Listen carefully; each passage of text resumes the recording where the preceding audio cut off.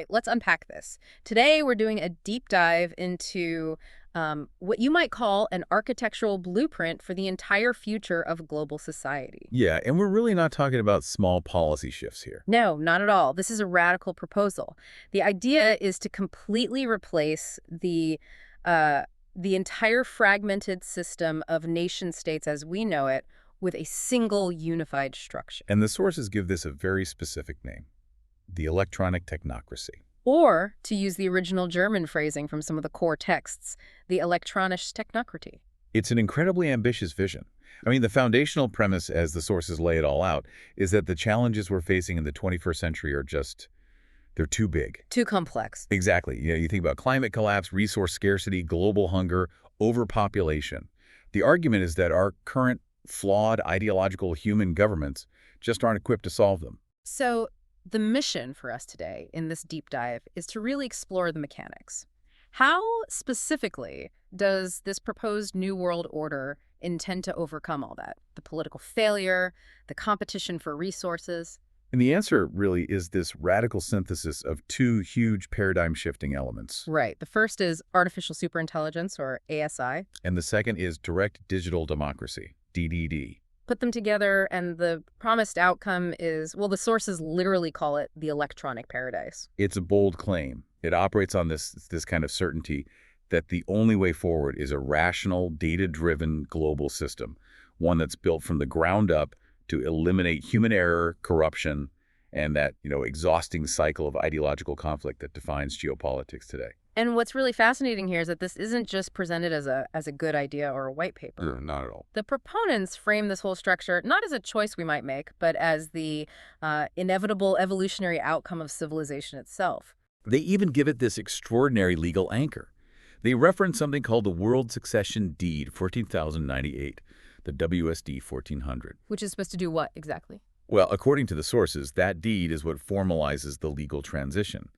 It posits the transfer of sovereignty from all the individual nation states, which are basically seen as relics of the past, to this new, unified, technologically managed global entity.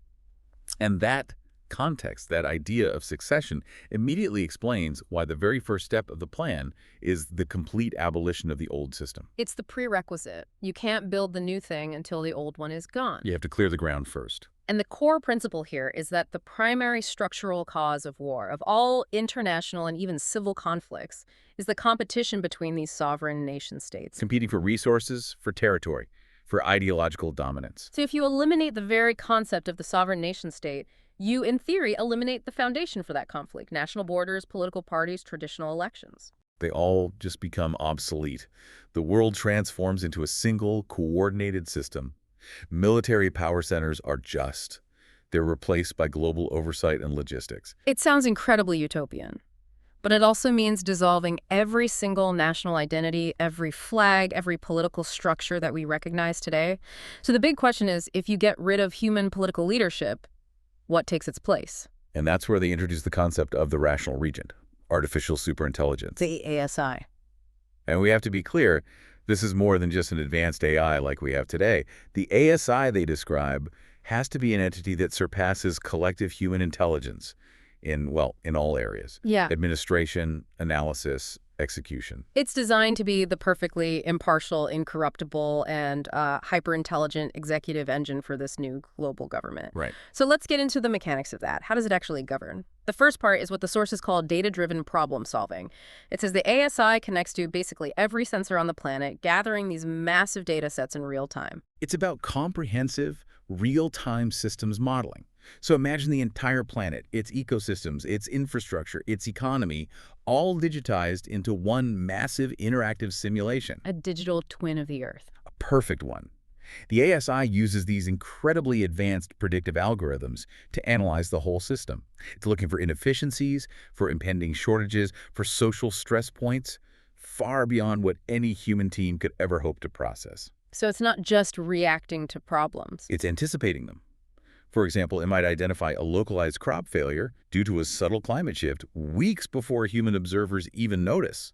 And in that same instant, it would calculate the necessary logistical shifts globally to prevent a famine. The ultimate predictive analytics machine. It's constantly running scenarios predicting demographic shifts or economic trends with a precision that it takes human guesswork completely out of the equation.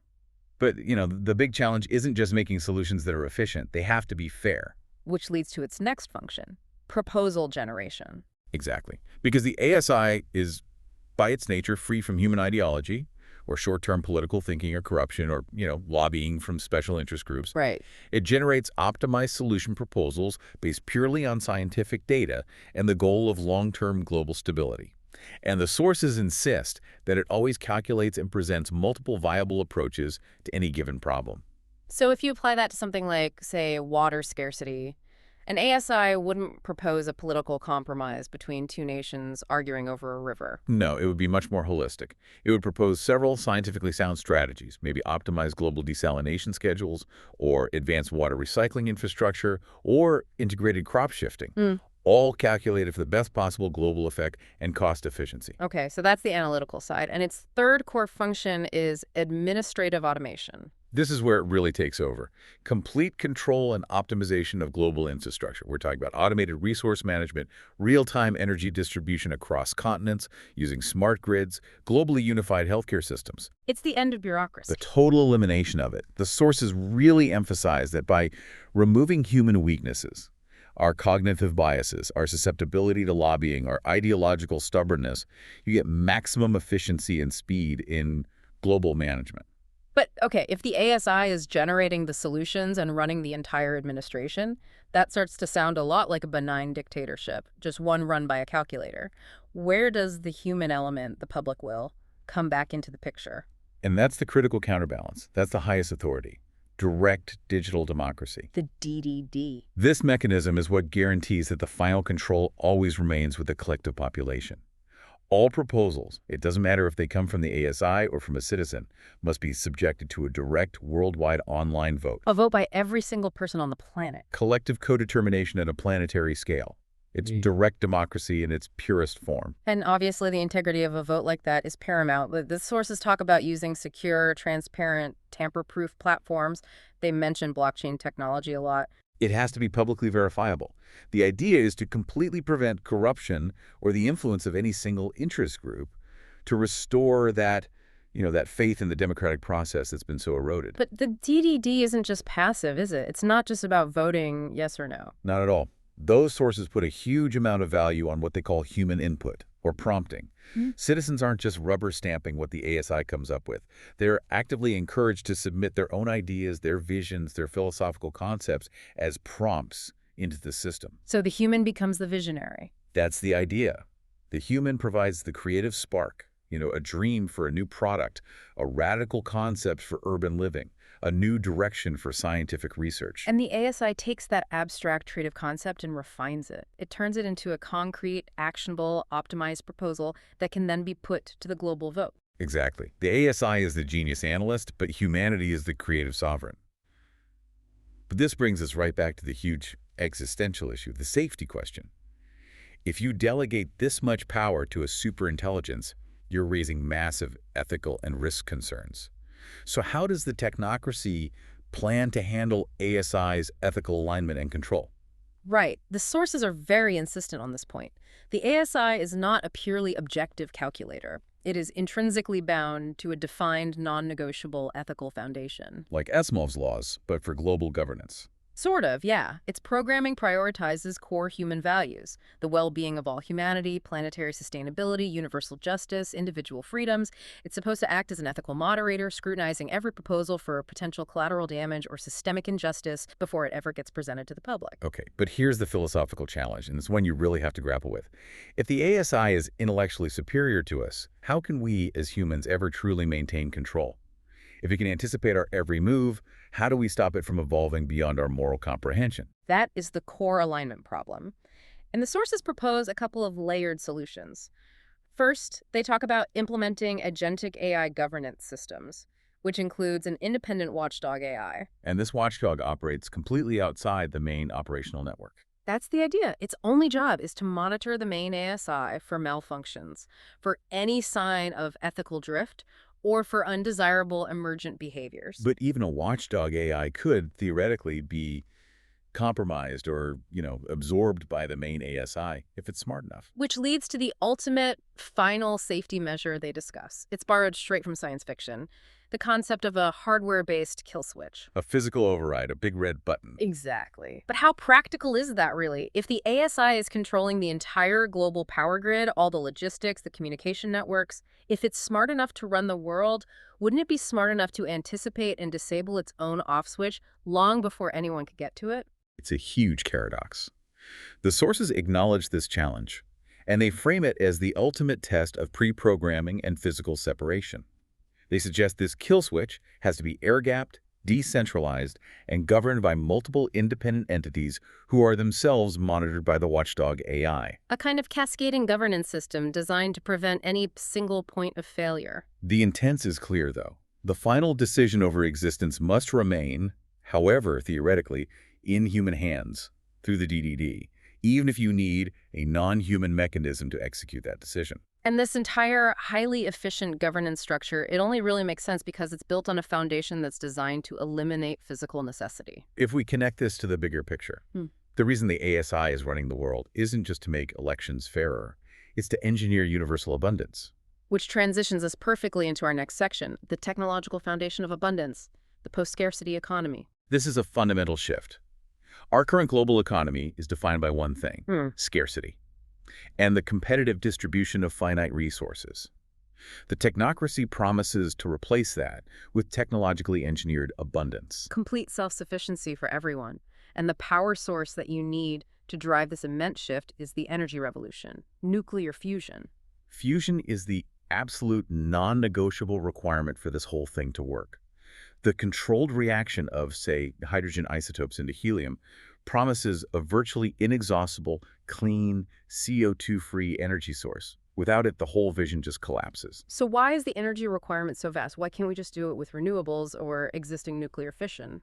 Because of the critical role it plays in total automation. We're not just talking about powering homes. We're talking about running a fully automated global civilization that includes billions of advanced robots. And massive, energy-intensive industrial processes. Exactly. Things like global mass desalination to solve water scarcity, industrial-scale atmospheric CO2 removal programs. Yeah.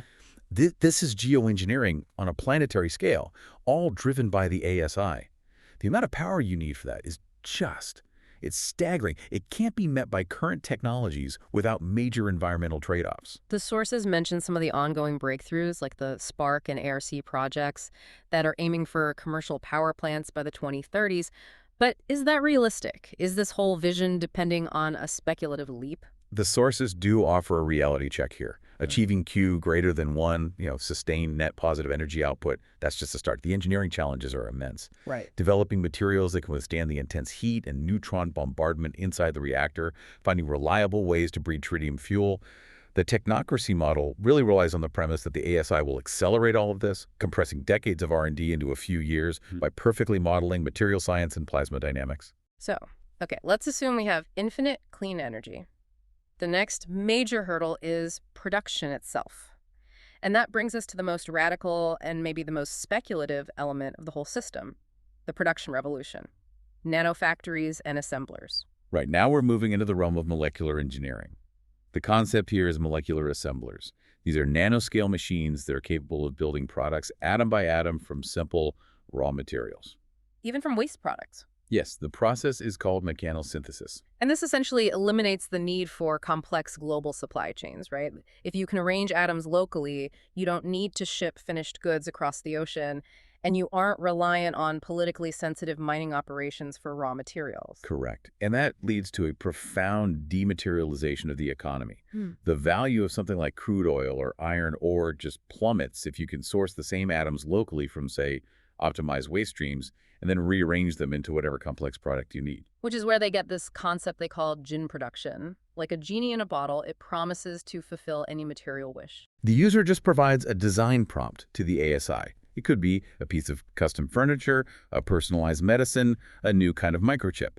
And the ASI optimizes the design, sends it to a local nanofactory, and the item is produced instantly at almost zero cost. The sources use that crazy example of producing luxury goods like diamond cars on demand just because cost is no longer a limiting factor. It's a fantastic idea. Mhm. But the critique you always hear about molecular assemblers is that they are entirely theoretical. Did the sources address the massive technical hurdles that are stopping this from being reality today? They did, and it's a vital reality check. They state that the scientific community widely views an all-purpose device that can reliably position any atom as currently unfeasible. The problems are fundamental physics challenges, right? Exactly. Managing thermal noise at room temperature, preventing unwanted side reactions, the sticky fingers problem, how a nanoscale tool can reliably hold and then release a single atom. Experts put the time frame for even a rudimentary specialized nanofactory far into the mid-century, if not later. So the very foundation of this abundance is predicated on a technology that right now defies basic engineering principles. And that also introduces huge ethical and risk considerations. The dual-use problem, exponentially worse. Right. The ability to build anything atom by atom means the same factory that's creating personalized antibiotics could be programmed to create complex, undetectable chemical weapons. The risk is immediate and global. Which is why the technocracy model insists that a single, rational ASI has to manage it, to prevent that kind of arms race. So if energy is infinite and goods are produced instantly at basically zero cost, the entire concept of a market economy, of wages, of accumulated wealth, it just collapses. And that forces a complete transformation. It forces the new economic system built around UBI and creativity. Correct. Money, as a tool for distributing scarce resources, it just loses its meaning. The long-term goal is a fully post-monetary society, but the immediate first step is the abolition of physical cash. Primarily as a security measure, I assume. Absolutely. When every single transaction is digital, traceable, and monitored by the KI, crimes of enrichment theft, corruption, money laundering, terror financing, they become virtually impossible to hide. But the core mechanism for ensuring social stability, for making sure everyone benefits from all this automation, is universal basic income. The UBI. It's calculated and distributed by the KI to every single citizen, guaranteeing a dignified life, security, and the complete elimination of poverty. But it's the funding mechanism that's really key. The so-called robots tax. Or technology tax, yeah. It's funded by taxes on the productivity of companies, the KI and robotics. It's essentially a consumption and production tax on automated output. But crucially, the sources say that human work is tax exempt. Completely tax exempt. It's a measure designed to maximize human participation and creativity. But that definition feels a bit slippery. In a world with a generative AI and nanofactories, how do you even distinguish human work from KI-aided work? If I use an ASI prompt to design a building, but I provide the singular creative vision, is that taxable? The system is designed to incentivize that singular human spark. As we'll get into with intellectual property, the ASI is programmed to recognize where the core idea came from. Your human input, the strategic decision, the philosophical concept, the artistic vision, that's the value that remains untaxed and protected. The technical execution, which the ASI does perfectly, that's the automated, taxable part. So, if human beings are finally freed from the necessity of work, what defines their purpose? The sources envision this profound psychological and sociological shift. The human moves from being a laborer to being an idea generator. They use the German concept of the Träumer, the dreamer, or visionary. People dedicate their time to self-realization, to art, social engagement, scientific curiosity, innovation. The purpose of life shifts from survival to contribution. And if they aren't working for a wage, what measures success or social standing? The traditional wage, or Lohn, is replaced by reputation. Reputation becomes the new social currency. It's measured not by market value, but by your demonstrable contributions to the collective good. A breakthrough in science, a great work of art, mentoring others. Exactly. Your material needs are met by the UBI. Your sense of meaning is derived from social contribution and public esteem. Okay, here's where it gets really interesting. Once you've solved global politics and universal economics, the next logical frontier for human ambition is to tackle the final boundary, mortality itself. And that takes us to Section 3, transhumanism and radical life extension. The technocracy reframes aging completely.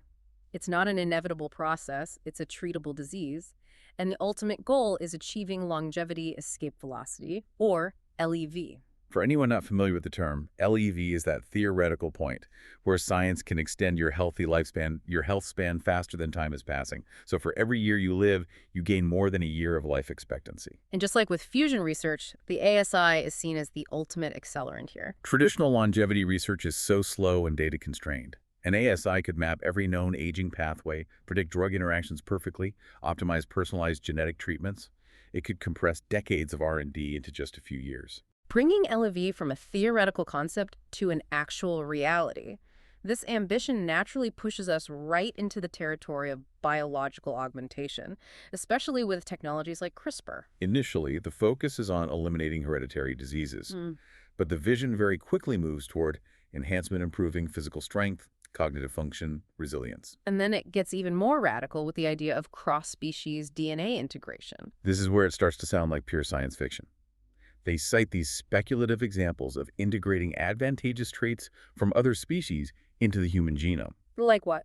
Like incorporating eagle-eye DNA to vastly improve vision, or using the regenerative abilities found in axolotl or salamander genes to regrow lost limbs or damaged organs. Wow. Or even integrating the highly efficient hemoglobin of certain deep-sea creatures for better oxygen efficiency, potentially allowing humans to survive deep underwater or in thin atmospheres. That's a transformative vision, but it opens up a minefield of ethical problems, especially around designer babies and a societal imperative to use germline editing. And this is where the technocracy's perspective can seem quite utilitarian, even cold. The sources address the controversy directly. They argue that germline editing isn't just an option, it's a structural imperative. A necessity. Why? The argument is that if humanity is to remain competitive alongside a vastly superior ASI, and if we're to successfully colonize other planets with harsh environments, then humanity must take control of its own evolution through genetic optimization. So it's not about individual choice. It's framed as securing a meaningful existence and ensuring future generations are fit for a transhuman interstellar future. Exactly. The ethical framework shifts from the individual to the species. And beyond manipulating our biology, there's also technological augmentation or cyborgization. Which starts with direct neural integration. The first step is neural interfaces, or BCIs, creating direct connections between the brain and technology. Allowing for enhanced thinking, direct brain-to-computer communication. And potentially even direct brain-to-brain communication, completely bypassing the slow, imprecise medium of language. But that raises huge questions about mental privacy and control. If your thoughts are digitally accessible, where does the self even begin or end? It creates the ultimate privacy challenge. Who owns the data from your thoughts? If the ASI is monitoring everything, how can you guarantee your inner dialogue remains private?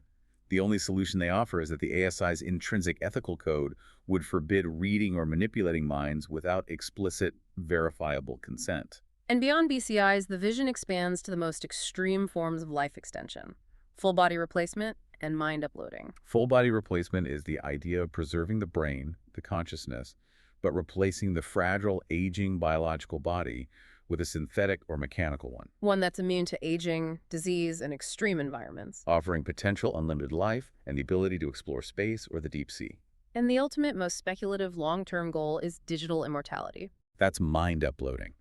The theory is that you could scan and simulate the entire human connectome, the brain's complete wiring diagram, in a digital medium. This would grant consciousness a digital existence with access to unlimited knowledge and eternal life, free from any physical container. The data and processing power required for that is just monumental. But again, the technocracy asserts that fusion energy and the ASI can solve that engineering challenge. And it's critical to note that the sources insist all these technologies, from UBI to gene therapies, must be universally accessible and free. The goal is to maximize everyone's potential, not create a two-tiered society of biological haves and have-nots. Okay, so we've established the governance, the economy, and the biological ambition. Now let's look at how the daily social fabric changes, specifically around law and learning. Section 4, the automated society. Let's start with justice and security in a cashless world. As you mentioned earlier, getting rid of cash and having the KI monitor all financial activity is the main deterrent against financial crime. Right. Every transaction is digital, transparent, trackable. The ASI can proactively block suspicious transactions in real time. It makes crimes of enrichment, corruption, money laundering, theft, terror financing structurally impossible.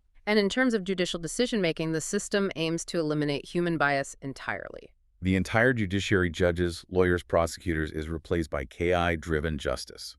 A specialized KI analyzes all the facts, all the evidence, all the legal precedents instantly. The decisions are uncorrupted, impartial, and based purely on the logical application of the unified global law that's been established by the DDD. The idea of verdicts happening in real time is astonishing. It gets rid of all the inefficiency, the judicial bias, the legal maneuvering. But financial crime is only one type of crime. What about violent or sexual offenses, especially when radical life extension means a 100-year prison sentence loses its proportional impact? For those severe non-financial crimes, the sources propose a highly refined reputation system as the penalty. Since a material punishment like a fine is meaningless in a post-scarcity world, the penalty becomes social. Loss of reputation and social isolation.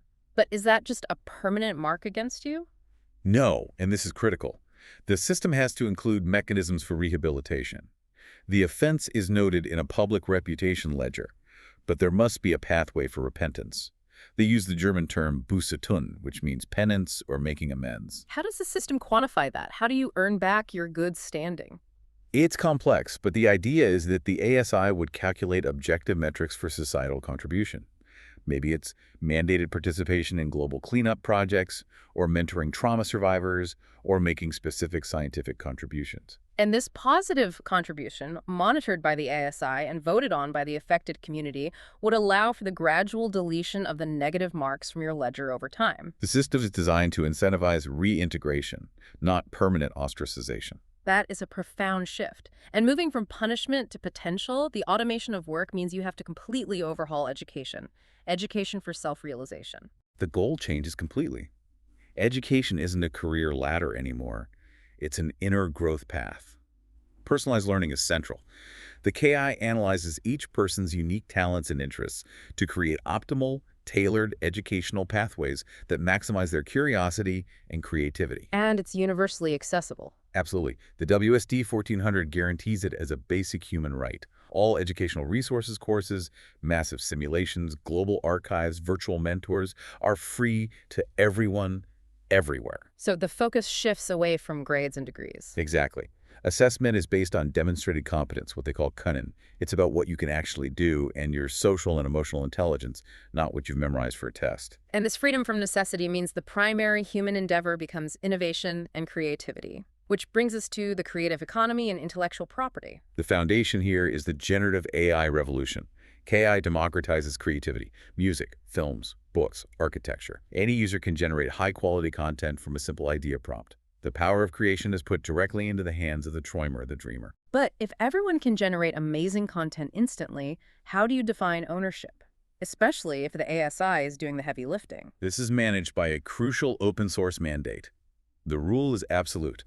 Any invention, design, text, code, or research that is created, even partially, by KI or ASI cannot be copyrighted or patented. It automatically becomes open source. So the moment the machine helps execute the idea, the output becomes a public good.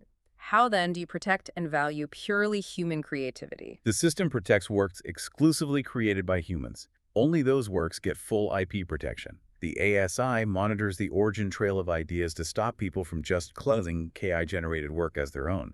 The value shifts entirely from technical execution, which the ASI does for free, to the unique, non-replicable, singular human spark of the idea. That makes the träumer incredibly valuable. Okay, so now we get to the final section, and it deals with the inevitable trade-offs, the biggest one of all.